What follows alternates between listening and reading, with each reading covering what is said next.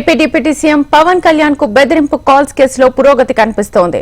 బెదిరింపులకు పాల్పడిన వ్యక్తి నూక మల్లికార్జున్ ను అదుపులోకి తీసుకున్న పోలీసులు మల్లికార్జున్ మానసిక పరిస్థితి సరిగా లేదని గుర్తించారు. మద్యం మత్తులో బెదిరింపు కాల్స్ చేసినట్లుగా విచారణలో తేలింది. మల్లికార్జున్ ను పోలీసులు విచారిస్తున్నారు. గతంలో వైజాగ్ లోనూ మల్లికార్జున్ పై 354 కింద కేసు నమోదైంది.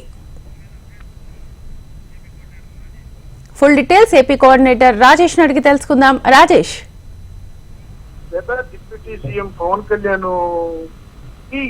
గత 2 రోజుల క్రితం బెదిరింపు కాల్స్ వచ్చినాయి. దీంతో ఏపీ పోలీసులు పురోగతి సాధించారు. ఏదైతే బెదిరింపులకు పాల్పడిన వ్యక్తిని పోలీసులు అదుపులో తీసుకున్నట్టు సమాచారం. అయితే పూర్తి స్థాయిలో ఎవరైతే బెదిరింపులకు గురి చేశాడో ఫోన్ ద్వారా పవన్ కళ్యాణ్ పేషీకి మల్లికార్జున్ అనే వ్యక్తిగా గుర్తించారు. అయితే అదే విధంగా ఆ మల్లికార్జున్ వ్యక్తిని పోలీసులు గుర్తించిన తర్వాత అతనికి మతిస్థిమిత్వం కూడా సరిగా లేదు, ఆరోగ్య పరిస్థితి బాగోలేదు అన్నట్టు కూడా సమాచారం తెలుస్తుంది. అయితే పూర్తి స్థాయిలో గతంలో కూడా ఇదే తరహాలో హోమ్ మినిస్టర్ పేషీకి కూడా ఫోన్ చేసి బెదిరింపులకి పాల్పడిన మల్లికార్జున్ ఇప్పుడు పవన్ కళ్యాణ్ పేషీకి కూడా ఇదే తరహాలో బెదిరింపులు కాల్స్ చేశారు. పదే దాదాపు నిన్న మధ్యాహ్నం మొదలుకొని నిన్న సాయంత్రం వరకు 7 కాల్స్ మల్లికార్జున్ చేసినట్టు తెలుస్తుంది.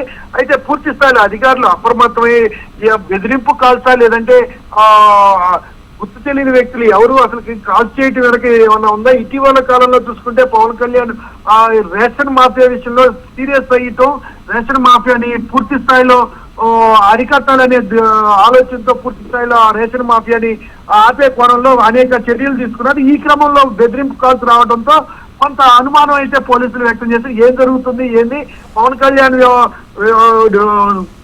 వ్యవహారంపై పూర్తి స్థాయిలో పవన్ కళ్యాణ్ కి కాల్ చేసేసి బెదిరింపులకు గురి చేశారంటే ఇది వాస్తవా లేదా ఈ వ్యక్తి ఎవరనే కోణంలో పోలీసులు నిన్న సాయంత్రం చూసుకుంటే దాదాపు ఈ వ్యక్తి చూసుకుంటే మతిస్థిమితం లేని వ్యక్తిగా గుర్తించారు. కాల్ చేసిన సమయంలో అయితే నెల్లూరు జిల్లాలో నెల్లూరు ప్రాంతంలో ఉన్నారు. అయితే ఆ తర్వాత నెల్లూరు నుంచి గుంటూరు నుంచి విజయవాడ నుంచి ఈ చుట్టుపక్కల ప్రాంతాల్లో ఆయన సంచరిస్తున్నట్టుగా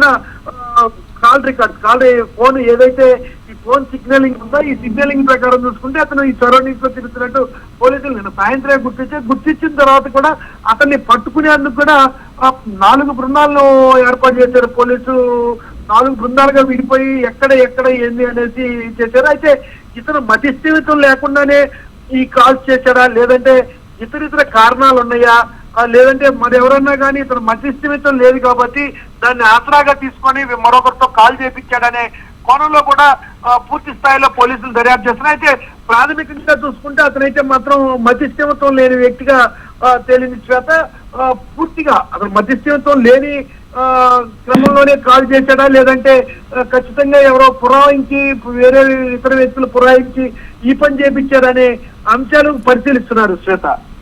రైట్ రాజేష్, థ్యాంక్ యూ.